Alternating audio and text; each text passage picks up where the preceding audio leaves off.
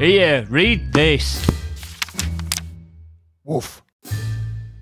So a couple of weeks ago, I did my first ever book haul on this channel when I visited Leakey's bookshop in Inverness, and I've already done another one. This is a much closer to home bookshop. It's the Oxfam in Morningside. Fantastic value there. The most expensive book, I think, is the first one that I'm going to talk about, which I think was $3.99. Everything else was about $1.49 or $2.99, so just fantastic value. And that's my excuse for why there's 9 books in this haul. And the first one, I'm actually breaking one of my rules. So I'm going to have to try and avoid hitting the mic and deafening you with this one. But what my rule is when I'm buying books is not to buy anything that I have by an author who I've got at home who I haven't read yet. So if I have any books by an author that I haven't read at home, I'm not allowed to buy myself another book by them. And I've broken that rule with the first one here because in my last book haul, I shared with you Peter Scott's autobiography, which is called The Eye of the Wind. Haven't read that yet, but I nevertheless picked up this, which is called Wild Chorus, which is also by Peter Scott. Lovely, large format book of natural history, full of his illustrations. I really like a lot of his paintings. Some of them have the confused sentimentality of a painting of a deer in a hunting lodge, where it feels like the underlying emotion is, what a noble animal. I simply must shoot it in the face. But some of them are really nice. I love this one of tufted ducks flying. I'm just going to check you can see that. Oh gosh, this is all getting a bit cramped. There we go. Oh, and it's lovely and lit up. I love the angles he chooses as well. They're always quite unusual angles for birds in flight. Anyway, I broke a rule, but I don't care. I think this is a wise investment, and for $3.99, who can complain?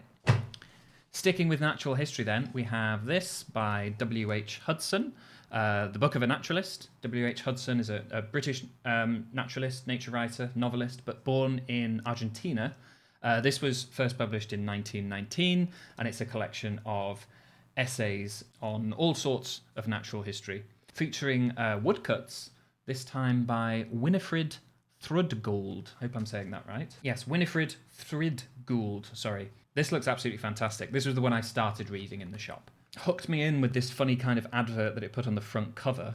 This beautiful nature book is an ideal companion to the charm of birds. Well, as it happens, I have the charm of birds, and I've always been looking for a good companion to it. I wonder if that's the same... Oh, no, Woodcuts by Robert Gibbons. For a second, I thought, wow, I wonder if it's the same illustrator. They actually look like quite similar woodcuts. But what I found equally charming was some of the essay titles themselves. This is just from the contents page. Hints to Adder Seekers, Beauty of the Fox, The Discontented Squirrel, The Heron as a Table Bird, Wasps, The Strenuous Mole. I wonder if that's him sharing some reading notes on The Wind in the Willows.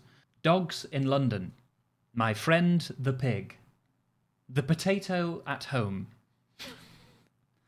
So yeah, if I was a betting man, I would say that's the one that's going to get read the soonest. Next up, this is not natural history. This is the Chambers Scots Dictionary.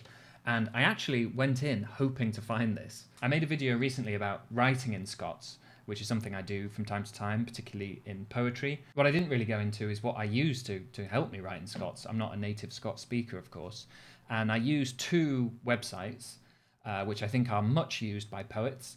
One is DSL, Dictionary of the Scots Language, and the other is scotsonline.org. That one is very fast and flexible. If you're looking for a very quick English to Scots translation, that's the one to use. It doesn't overwhelm you with information and etymology. But if you're left wondering or worrying about different usages or perhaps unintended meanings you might be evoking, DSL is really good at giving you a full breakdown of different usages, local variations, and that kind of thing. Using the 2 together, they really complement each other very well. But for a while, I've wanted a physical, proper Scots dictionary. I've got a little pocket one, but it's a bit touristy, frankly. And this really is exactly what I was after. So delighted to have found that. Next, still non-fiction. This is Ted Hughes, Shakespeare and the Goddess of Complete Being. This came out in 1992.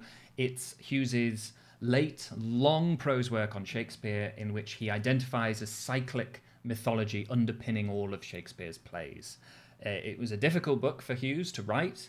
It was a difficult book for Hughes once it came out. It had largely negative reviews, and it was his opinion that working so hard on the book precipitated the illness that eventually killed him. It's a kind of spiritual sequel to Robert Graves' book, The White Goddess, a book that obsessed Hughes. So something jolly for the nights drawing in. Next, this is probably the silliest reason for buying a book. This is The Invisible Woman by Clare Tomalin, published in 1990. It's a biography of Nellie Ternan, the actress, and her relationship with Dickens.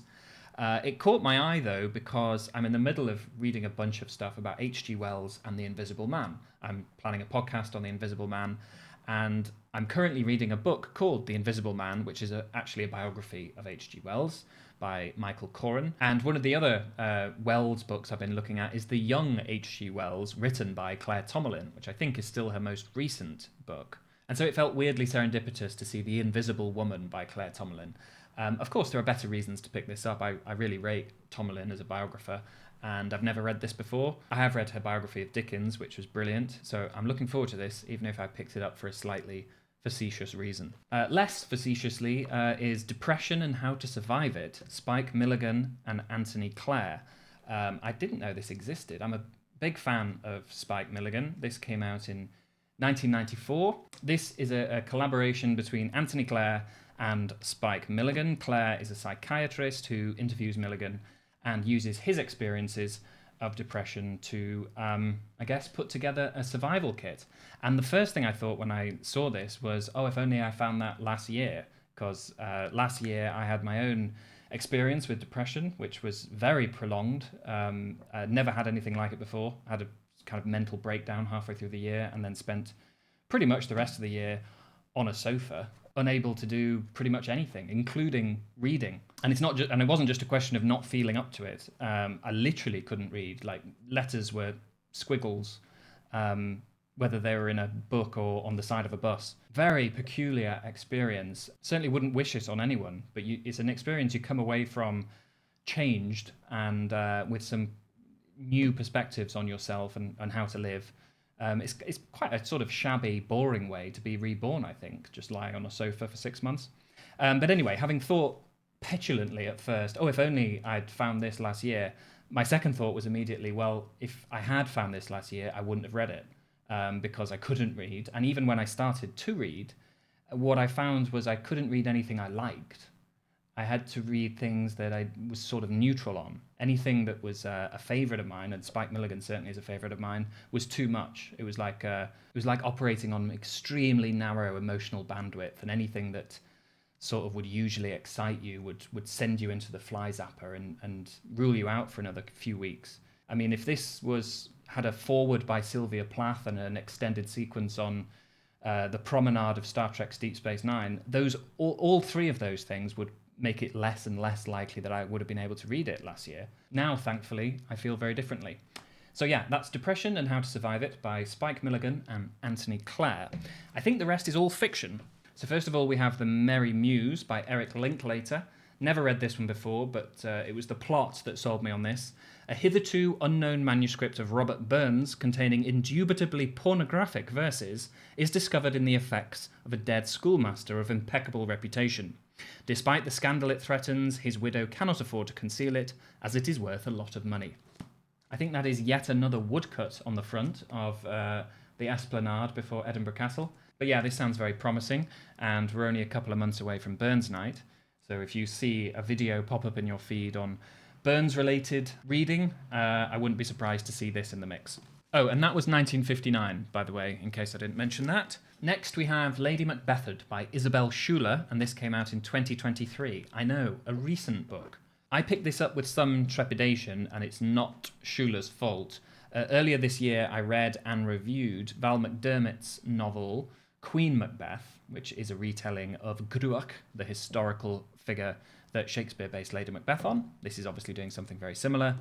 Val McDermid's book I thought was complete crap, and if you want to read my reasons why, I'll link my review, which is on my Substack, below. So when I first picked this up, I did get a flashback to Val McDermid fussily attempting to correct Shakespeare while getting more things wrong and writing an extremely dull novel in the process. Let's hope this does something differently. I don't know anything about Isabelle Schuler, but surely it can't be worse than Queen Macbeth. We shall see. I'm sure that will crop up on a recent reading video at some point.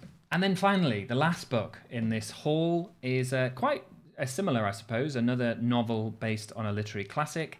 It's A Method Actor's Guide to Jekyll and Hyde by Kevin MacNeill. This came out in 2010, so not too old.